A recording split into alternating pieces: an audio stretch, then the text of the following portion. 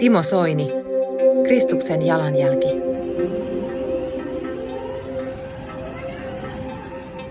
Tämä on ensimmäinen Kristuksen jalanjälki podcastin jakso, jossa syvennytään Timo Soinin samannimisen kirjan aiheisiin. Haastattelijana Anssi Tiittanen, ääni- ja kuvatarkkailijana Saku Kumpulainen. Timo Soini, ihan tähän alkuun, mitä sä teet jokapäiväisessä elämässä? Minkälainen on tavanomainen viikkosi? No nyt on hyvä, kun tätä äänitellään maanantaina, niin maanantai on tällainen yleispäivä siinä, että kartoitetaan, että tuleeko tässä jo niin kuin sovitun lisäksi jotakin uutta, ja se tapahtuu näin maanantaina. Mulla on aika semmoisia säännöllisiä juttuja. Mä teen yhtä ohjelmaa tonne IRR Alfalle, se on tiistaina. Sitten mulla on useampi kolumni ja jokuisia esiintymisiä eri puolilla. Joskus käyn puhumassa, joskus luennoimassa. Tällaista niin kuin aika vapaamuotoista siihen orjalliseen tahtiin, mitä tuli 35 vuotta tehtyä politiikassa. Koitan vähän pitää kunnosta huolta ja läheisistä ja muusta. Että itse asiassa tämä elämän rytmi on nyt seesteisempi. Että mä teen erinäköisiä asioita, mä yritän niitä vähän suunnitella etukäteen, mutta nyt on myös kalenterissa tilaa tämmöisille spontaaneille jutuille, että voi yhtäkkiä niin tekee mieli, että lähdenpä tuosta Kiekko Espoon peliin tai Kiekko Vantaan peliin tai jonnekin, niin voi lähteä. Joo. Kiekko Espoo on taas liigajoukkue pitkästä aikaa. Miltä se tuntuu Espoon? Ihan mukavalta. Mä kävin katsomassa tässä Kiekko Espoo Tappara, joka oli tämä MTV3 niin kuin viikon peli. Siellä oli 6000 ihmistä ja siellä oli kyllä hyvä meininki ja paljon tuli ihmiset puhua ja töriseen kaikenlaista. Että tämmöistä spontaanisuutta niin kuin kaipasi niinä kovina työaikoina, kun kalenteri oli aamusta iltaan niin kuin nastotettu päivälleen, niin ei voinut tehdä tollaisia. Tai sitten jos teki, niin ne piti suunnitella aikaisemmin. Nyt voi vaan niin kuin ajatella tänään päivällä, että lähdenpä illalla peliin, ja niin voi todella tehdä. Se on luksusta sellainen. Kyllä. Tämmöinen pieni anekdootti Kristuksen jalanjälki -kirjasta, joka on tässä kädessäni ja joka toivottavasti löytyy myös kuulijan kirjahyllystä. Ja uskoisin, että aika moni tämän podcastin kuulijoista on lukenut tämän kirjan ja nyt sitten syventää kokemustaan tämän podcast-keskustelun kautta. Sellainen pieni anekdootti vaan, että myös tässä kirjassa mainitaan Kiekko Espoo, mutta tarina jää vähän kesken, koska siinä puhutaan vain Kiekko Espoon taannoisesta romahduksesta, mutta nyt eletään uutta aikaa. Joo, siellä on tapahtunut niin kuin tuhon jälkeen, nujerruksen jälkeen on tullut armo ja siellä on tehty asioita oikein ja Kiekko Espoo on palannut liikaa, mutta se mitä kirjassa puhutaan Matinkylästä ja vanhasta Ladosta, niin se pitää kyllä ihan paikkansa, että se romahti ihan täysin. Joo, mun tekee mieli kysyä sitä, että kun olet ollut kuntavaikuttajana, kunnanvaltuutettuna, kaupunginvaltuutettuna jo noihin aikoihin, kun tuossa kirjassa mainitaan tuosta vanhasta jäähallista ja niistä uusista. Miten sä muistat sitä keskustelua, mitä silloin Kiekko Espoon ympärillä käytiin? Kyllähän se on ollut aina, Espoohan on ollut tavallaan niin kuin jääkiekkokaupunki kyllä siinä on semmoisia kiusallisiakin piirteitä. Et tietysti kun toi vanha lato kävi pieneksi, että Kiekko Espoohan pelasi siellä tosi pitkään, sitten rakennettiin Metro-areena, jossa sitten tuli mukaan Jussi Salonoja ja Martin Saarikangasta ja siinäkin oli hirveät valituskierrokset, että siellähän niin kuin jäi semmoinen yksi päätykatsomo rakentamatta. Sitä sanottiin Nikulan seinäksi, kun vihreät vastusti niin kuin liian isoa hallia, niin sitten tehtiin vähän pienempi halli ja sitten Metro-areenahan oli tuossa. Tämä Uuski oli rappiolla siinä vaiheessa, kun Kiekko Espoo muuttui Bluesiksi. Bluesi meni konkurssiin, sen tilalle tuli Espoo United, sekin meni nurin ja sitten tuli uudet kaverit ja lähti Kiekko Espoota nostamaan sieltä. Niin kyllähän se aika sekava on ja itse olin Espoon kaupunginvaltuustossa 20 vuotta ja sinä aikana minusta riippumatta saatiin konkurssiin jalkapallo, jääkiekko, salibändi ja koripallo. Ja Business Citystä mukana ollaan kotoisin. Miltä se tuntui seurata tämmöistä urheilullista? Se tuntui kyllä tosi pahalta, että junioritoiminnassahan Espoo oli aivan maan paras monessa asiassa ja mestaruudet on karttanut, että siis Kiekko Espookin on 2 kertaa ollut hopealla eri kokoonpanossa, Kiekko Espoo tai Blues. Koripallossa joskus voitettukin ja salibändissä ja FC Honkahan pelasi ihan Eurooppa-pelejä ja nyt se taas sitten kaatui sekin. Oli ihan Veikkausliigassa ja nyt meni sitten Kippisvei, niin kyllä siinä jotain pielessä on jollain tavalla, että kun ei saada tällaista tasaisuutta aikaan. Hyvä. Palataan tuohon sun viikoittaiseen arkeen ja sun näkyvin säännöllinen paikkasi on nykyisin Ylen Jälkiviisaat -ohjelma. Miten päädyit ohjelmaan aikana? No se on kutsukilpailu, että sinne ei saa sinne ei voi hakea eikä sinne voi ilmoittautua. Ja yhtenä päivänä mä vaan sain puhelinsoiton. Muistaakseni Raisa Pöllänen on sen ohjelman tuottajia ja hän soitti, että onko Jälkiviisaat tuttu. No mä sanoin, että onhan se sillä, että sitä silloin tällöin tulee katsottua, että voisitko kuvitella olevasi siinä mukana. Mä sanoisin, että voisinhan mä kuvitella olevani, että miksi soitat. Niin hän sitten sanoi, että he on ajatellut, että sä voisit olla siinä hyvä. Mä tein silloin omaa ohjelmaa, se on Soini, tonne Alfalle. Ja sitten mä sanoin, että ei kai tämä niinku on ristiriidassa useammissa, niin sanoit ei. Ja sitten kun Alfa meni nurin, niin Jälkiviisaat jäi ja nyt taas Alfa tekee IRR TV:n kautta uutta tulemusta, niin mulla on siellä sitten päivän Soinia. Mutta tämä Jälkiviisaat, niin se tuli tämmöinen kutsuhomma, sitten siinä oli semmoista pientä turbulenssia aluksi, mutta nyt se on niin kuin vakiintunut ja se on kyllä hämmästyttävän katsottu ohjelma, että mä oon yleensä pari kertaa kuussa siellä, niin kuin joka toinen tai joskus on pari välissä, mutta 2 hukia kuukauteen keskimäärin tulee ja kyllä ne päivät on aika vilkkaita sen Jälkiviisas esiintymisen jälkeen, niin sen huomaa kauppakeskuksissa, urheilukisoissa tai ihan kadulla, että kun on ollut siinä, niin ihmiset kommentoi ja yllättävän tarkkaan muistaa, mitä sanoit. Ja nyt mulla oli viimeksi ollut mun lapsuusjoukkue Espoon Tikan kaulahuivi kaulassa, kun ne nousi 3. divisioonaan, niin toiset tykkäsivät, että olit se huivin kanssa siellä ja toiset sanoivat, että pitikö se huivi olla siellä. Eli se on uskomattoman katsottu. Ne luvutkin on isoja, puhutaan ehkä 300 jopa 400 000 katsojasta per jakso ja se on niin kuin tämmöisessä sirpaloituneessa mediakentässä aika iso juttu ja niitä latauksia jälkeenpäinkin on 20-30 000, niin kuin katsotaan netistä. Mutta eikö se lohdullista se, että ihmiset haluavat katsoa yhteiskunnallista keskusteluohjelmaa? Se on lohdullista ja sitten kun siellä on semmoisia mieltä kiinnittäviä persoonallisuuksia, sanotaan nyt joku Janne Saarikivi, niin en mä ole kaikesta hänen kanssa samaa mieltä, mutta häntä on mukava kuunnella.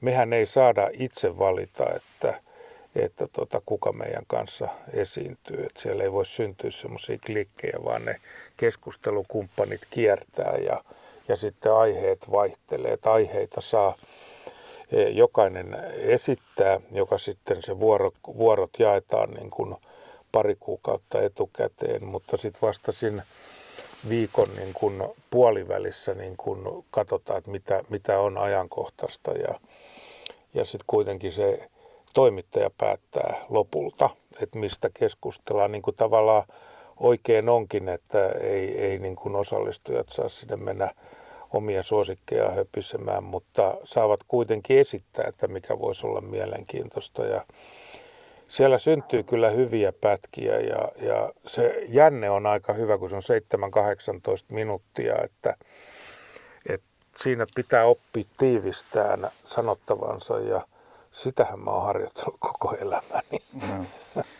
Edustat usein siellä tämmöistä konservatiivista ääntä. Joo. Jännittääkö koskaan jo silloin, kun alat lausua jotain jostakin asiasta, että mitähän toi keskustelukumppani tähän sitten. Tulee sillä joskus tulee niin kuin sellaisia, että jos on etenkin liittyy tämmöisiin identiteetti- ja arvoasteikkokysymyksiin.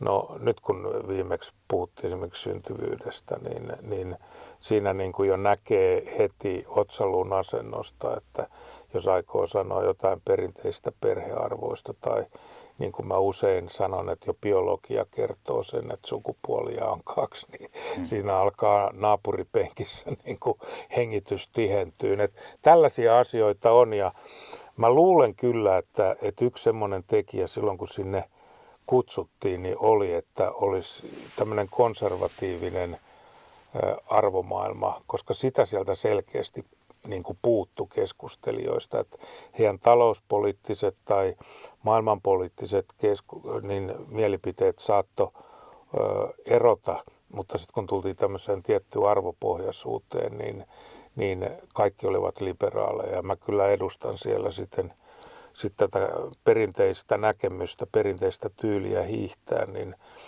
sitä oikeastaan vähän odotetaankin. Joo. Ja joku on jopa helpottunut. Joo. Ja joku on tietysti kauhuissaan. Vielä tämmöinen kysymys liittyen tämmöiseen niin kuin entisyyteesi, että sä oot entinen puoluejohtaja, entinen eduskunta-avustaja, entinen kansanedustaja, entinen ministeri ja europarlamentaarikko. Kyllä. Mikä on kaikkein mieluisin entinen sinulle ja mitä itse muistelet kaikkein suurimmalla lämmöllä? Oikeastaan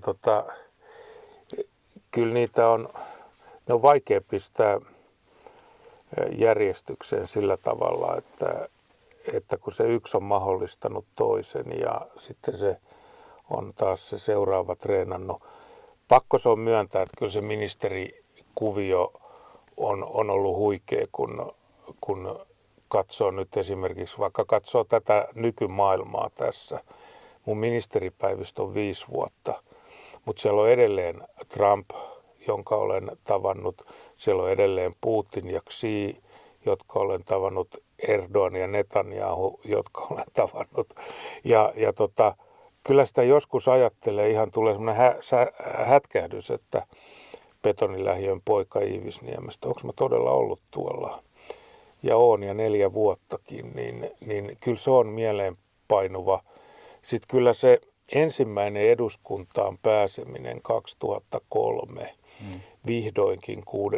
kerralla, niin kyllä se on varmaan niin kuin ensimmäinen mestaruus tai sitten semmoinen, kun ekan kerran onnistui, niin se helpotus tavallaan siitä. Mä olin jo 41-vuotias ja mä olin tehnyt politiikkaa jo aika pitkään, niin se oli sellainen niin kuin helpotus siitä, että moni sanoi, että ikuinen lupaus ja ihan kiva kaveri ja hyvät jutut, mutta ei saa ääniä. Ja mä ajattelin, että ei sillä ole väliä, mutta kyllä se sitten täytyy vaan myöntää, että sillä oli yllättävän paljon väliä itsellekin, että tavallaan tuli se julkinen tunnustus äänten perusteella, vaikka itse ajattelin, että ei tällä nyt väliä, että mä teen asioita vakaumuksesta oikein ja näin. Mutta se on yllättävän kova se paine sitten, kun joku tulee vinoilleen, että hyväthän sulla jutut on, mutta et ole saanut ääniä. Kun toi politiikka on siitä kummallinen asia, että siellä ei päätetä oikeasta ja väärästä, vaan äänet ratkaisee. Ja se on raaka laji. Näin jälkeenpäin niin tuppaa joskus unohtua, että kuin raaka se onkaan. Joo. Tuossa oli monta entistä roolia. Kyllä. Mikä ajattelet olevasi nykyisin? Mikä se on semmoinen? No se on varmaan se on aika hyvä se jälkiviisaiden politiikan asiantuntija. Eli se on jännä, että silloin kun itse mukana politiikassa, niin kohtelu on aika kovaa. Ja moni ihminenkin ajattelee, että toi on poliitikko eikä se mitään tiedä. Mutta nyt sitten kun on päässyt tähän asiantuntijan rooliin ruotimaan muita, niin huomaa, että pääsee vähän helpommalla. Ja jopa ihmisten se reaktio on sellainen, että nythän sinä hyvin sanoit ja näit tämän jutun, kun tavallaan erotetaan se, että ennen vaikka puhu samalla tyyliin, niin ajattelee, että nyt sä puhut omaan pussiin sitä omaa propagandaa, jotta saisit ääniä. Ja nyt kun sä oot sitten ikään kuin joko toimittaja tai keskustelija tai esiintyjä tai haastattelija, niin se rankingi on jollain tavalla noussut, vaikka ihmiset tietää, että vaikutusvalta on mennyt, koska valta on poliitikoilla. Mutta se, että miten sä saat ihmisiin viestin perille, niin se voi voinut jopa parantua. Se on mielenkiintoinen juttu. Kyllä. Mennään hypätään tässä sitten ikään kuin tuonne tarinan alkuun tässä vaiheessa, kun on puhuttu vähän nykypäivästä ja siitä, mitä teet nykyisin. Timo Soini, ketkä olivat sinun elämäsi tärkeimmät aikuiset lapsena? No kyllä vanhemmat oli hyvin tärkeitä ja isä ja äiti. Sitten Laina mummi oli tosi tärkeä isän äiti, joka siellä meidän kesämökillä Heinossa oli kaikki kesät meidän kanssa. Hän oli 03 syntynyt, että silloin kun mä olin lapsi, niin hän oli semmoinen 6, 5, 7, 10 ja oli vielä hyvin toimintakuntoinen ja terävä aina tonne asui yksin 84-vuotiaaksi. Mä yritän maalata nyt kuvaa tuosta siitä teidän olosuhteista. Teillä on siis kesämökki Sastamalassa. Joo. Lainamummi asui siinä jossain lähellä omassa Tampereella asui. Ja hän muutti teidän kanssanne siihen Sastamalaan sitten. Niin joo, kesäksi tuli aina siellä ja oli aina ollutkin siellä kesät. Ja sitten kun mä olin lapsena ja isä ja Lainamummi ja silloin kun vaari vielä eli, niin he oli asunutkin siellä Sastamalan Heinossa sotavuodet läpi vuoden. Ja se oli se paikka ollut niin kuin kesämökkinä ja mummi oli siellä ollut. Niin nämä on sellaisia tärkeitä aikuisia ollut sitten sieltä Heinosta, niin Kivelän Aarne teurastaja siinä lähellä, Pakasen Kalevi ja Anneli maanviljelijät siinä lähellä ja serkkujen vanhemmat ja jalkapallovalmentajat. Opettajat oli yllättävän tärkeitä myös auktoriteetteina, luotettavia. Monia opettajia muista hyvällä siitä, että ne oli niin kuin jotenkin turvallisia aikuisia. Se suhde ei ollut mikään päivittäinen tai henkilökohtainen, mutta se tuntui oikealta, kun ne opetti ja jäsensi sitä pienen ihmisen elämää, niin siinä oli aika turvallinen olo. Joo. Tuossa kirjassa on lyhyt mielenkiintoinen kuvaus siitä, kun olet sitten jo nuori mies ja vietätte aikaa siellä Iivisniemessä hiekkakentän laidalla viikonloppua muiden nuorten kanssa. Ja kuvailet siinä, että kuka tahansa äiti saattoi tulla sinne hakiessaan omia jälkikasvuja, niin komentaa koko porukan kotiin ja porukkahan hajaantui ja meni kotiin. Kuvaile vähän tarkemmin. Joo, siis tämä on silloin 60-70-luvun taitteessa ja 70-luvulla, niin kun mä oon ollut siinä 7-13, sanotaan nyt semmoinen aika, niin me oltiin kaikki vapaa-ajat kentällä. Pelattiin jalkapalloa tai sitten jääkiekkoa tai sitten pipolätkää, eli että ei ollut luistimia, oli vaan niin kuin mailat ja tennispallot, niin sinne me mentiin, koska ei silloin ollut mitään pleikkoja, eikä silloin ollut mitään TV-pelejä eikä muita. Lapset pistettiin pihalle ja siellä me sitten oltiin ja sitten kun tultiin ensimmäisiä hakeen syömään kotiin, niin auktoriteetti oli niin kuin, ja peli alkoi mennä mahdottomaksi. Jos yksi lähti, niin se ei vielä mennyt, mutta jos 3 lähti, niin jaot meni vähän epäbalanssiin. Niin sitten kaikki lähti kotiin. No. Ja toteltiin. Ne pystyi komentamaan silloin, että pois pojat pyykkituvasta ja ei tallota nurmikoita ja muita. Koska ne tiesi sitten, että jos sä siinä uppiniskastelet, niin ne kertoo sun vanhemmille ja ei siitä mitään hyvää siitä seuraa. Silloin ainakaan seurannut. No. Miten asemoiduit kaveriporukoissa lukioikäisenä? Minkälainen se nuori Timo Soini, joka myös syttyi ei siinä vaiheessa vielä perussuomalaisesta, mutta SMP:stä, niin minkälainen sä olit siinä porukassa? Mä olin varmaan semmoinen keskiverto rauhallinen sillä, että mä en ollut mikään suupaltti vielä joskus tuossa keskikoulussa. Että lukioaikoina rupesi sitä piirrettä tulemaan pikkusen sitten enemmän, kun kritiikki väheni ja itsetunto kasvoi, niin siinä yleensä sitten juttu rupesi luistaan. Mutta meillä oli niin kuin ne koulun ja lähiön isot pojat, en mä niihin kuulunut. Mutta mä olen sen verran jo vähän poliitikko, että mä tajusin kyllä, että milloin kannattaa pysyä niin kuin heidän radarinsa ulkopuolella, että ei kannata mennä niin sanotusti huutelemaan ja soittelemaan, että siinä tulee nenä kipeäksi. Että vähän ujo, mutta ei sillä lailla, että ei olisi niin kuin suuta saanut auki. Ja sitten löytyi ne omat kaverit ja se oli sitä futista ja sitten lukiossa rupesi löytyä niin kuin politiikkaa. Ja sitten uskonto oli aina kiinnostanut jo oppiaineena ja kristinusko tällainen. Niin vaikka mä olen mikään seurakunta nuori, niin näistä asioista niin kuin oli kavereiden kanssa aina puhetta ja joskus väiteltiinkin niistä. Ja sitten meillä lukioluokka oli sellainen, kun mä olin lyhyellä matikalla, joka tarkoitti siinä vaiheessa yleensä, että siinä luokassa on 7-8 poikaa ja 20 tyttöä. Koska poikien piti lukea pitkä matikka, mutta mä olin erilainen nuori. Mä luin lyhyen matikan. Ja senkin vähän sillä lailla tällä, että mä en osaa nytkään laskea kuin 2 asiaa, vaalilasku ja prosenttilasku. Sillä mä oon pärjännyt. Joo. Tuo on kiinnostava ilmiö, joka tuossa kirjan sivullakin pääsee esiin, on nimenomaan tämä sun uskon kehittyminen ilman kuitenkaan semmoista aktiivista seurakuntanuori vaihetta, näin ymmärsin. Ja sitten tämmöinen ylipäätään se, että Iivisniemi ei ollut käsitykseni tai sen mukaan, mikä tuosta kirjastakin nousee, niin se ei ollut tälleen kirkollisesti erityisen aktiivista aluetta. Oletko itse miettinyt, että miten onkin voinut käydä niin, että sun usko tavallaan pääsi kehittyä tavallaan vähän semmoisena niin kuin omana projektina tai semmoisessa tietynlaisessa tyhjiössä?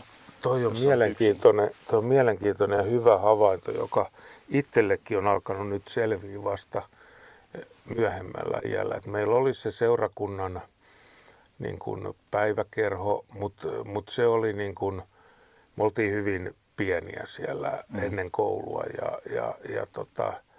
mä olin kyllä partiossakin, mutta se oli tavallaan niin kuin seurakunnan tiloissa, mutta ei se ollut seurakunnallista. Sitten en ollut seurakunta nuoris, kävin kyllä niin kuin rippikoulun, on käynyt sen niin kuin luterilaisen ennen kuin on kääntynyt katoliseksi, mutta en tosiaan niin kuin, kävin silloin tällöin kirkossa, mutta en viikoittain ja enkä oikeastaan ehkä voi sanoa, että 6-10 kertaa vuodesta tai jotain tämmöistä.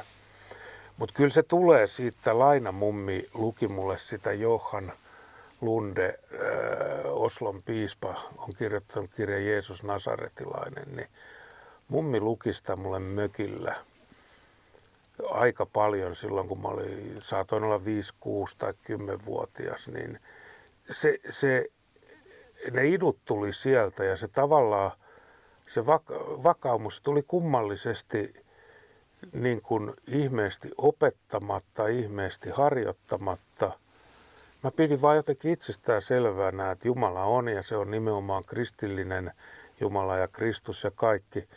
Se on hyvin erikoinen juttu ja niin kuin sanoit, niin Iivisniemi oli tällainen rakennettu betonilähiö, turvallinen ja hyvä arava lähiö, mutta siellä oli vaan niin kuin seurakuntasali, jossa käytiin sitten pitämässä hartauksia ja tavallaan kirkot oli vähän kauempana Soukassa ja Kivenlahdessa, niin eikä siellä ollut oikein vahvaa, ei ollut vapaakirkollisuutta, ei oikein helluntalaisuutta, siellä ei ollut oikein, se jäi vähän jotenkin katveeseen ja toi on kyllä kummallinen juttu, mutta sitten mä huomasin, että mä ainekirjoituksessa, aina kun oli ainekirjoituksessa aiheet, mä joko kirjoitin siitä yhteiskunnallisesta aiheesta tai siitä uskonnollisesta aiheesta. Ja mä muistan, että aika usein siellä luettiin sitten tai joutui itse lukea ääneen. Oli Pia Hedman, oli se tyttö, joka kirjoitti hyviä aineita ja mä olin sitten se poika ja meidän aineita aika paljon siellä luettiin. luettiin tai niitä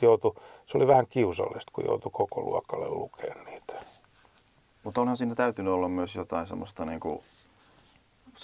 arvonnousun tuntua.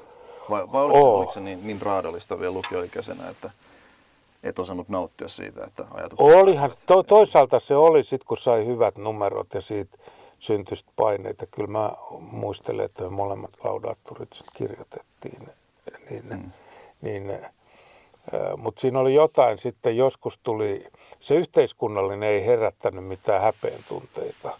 Että jos mä kirjoitin vaikka YK:sta tai maailmanrauhasta tai aseriisunnasta tai tällaisesta, niin se oli tavallaan sitten sanoa, että osasi vähän enemmän kuin sen ikäiset yleensä. Mutta sitten kun mentiin siihen uskontoon, niin siinä vaan niin kuin huomasi, että jos kirjoitti semmoisen niin kuin vähän ulkokultaisesti uskonnosta, niin se oli niin kuin semmoista niin kuin mukamas fiksua, mutta sitten jos kirjoitti niin kuin henkilökohtaisesti, niin se on aina herättänyt jotain myöskin tirskumista ja muuta. Ja ei mua se varsinaisesti hävettänyt, mutta se jännitti jollain tapaa. Ja tämä on kyllä kummallinen ilmiö ollut tämä juttu, että mä oon kyllä kapinoinut kaikkea muuta vastaan tässä maailmassa, mutta jotenkin tämä kristinusko, niin kun, se on jäänyt ja mä luulen, että se johtuu tästä lempeästä asenteesta, mikä mummilla oli, että se kaikki tuli pakottamatta, ikään kuin uteliaisuutta ruokkimalla, eikä niin, että nyt sun täytyy mennä tosta, nyt puhutaan vaikeista asioista, synti painaa ja helvetin pelko on suurta. Ja kyllä mä tiesin, että semmoiset asiat on olemassa, mutta ne tuli niin kuin lempeästi ja mä luulen, että siinä on se iso juttu, että miten mä tavallaan niin kuin pystyin kasvamaan siellä aika lailla itekseni ja yksikseni. Ei mun kavereistakin niin nämä lähimmät Jaskat, Heikit, Jarit, Raimot, ei niillä ollut kristillistä vakaumusta eikä oikein,